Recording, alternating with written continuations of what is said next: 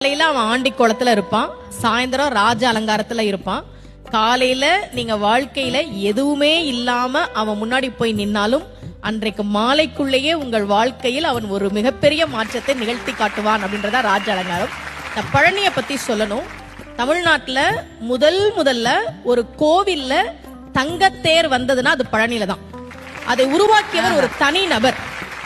VVCR Murugesar அவர் பேரு. 1947 அவர் மட்டும் ஒரு தங்கத்தேர் பழனிக்கு உருவாக்கி கொடுத்தார். இன்னைக்கும் அந்த தங்கத்தேர் தான் பழனியில இருக்கு. அதன் பிறகுதான் மற்ற கோவிலுக்கு வந்தது. விடுதலை கிடைச்ச கையோட ஒரு தங்கத்தேரையும் வாங்கிட்டாரு போல இருக்கு. ஏன் ஒரு தனிநபர் பழனி கோவிலுக்கு தங்கத்தேர் செஞ்சு கொடுக்கணும்?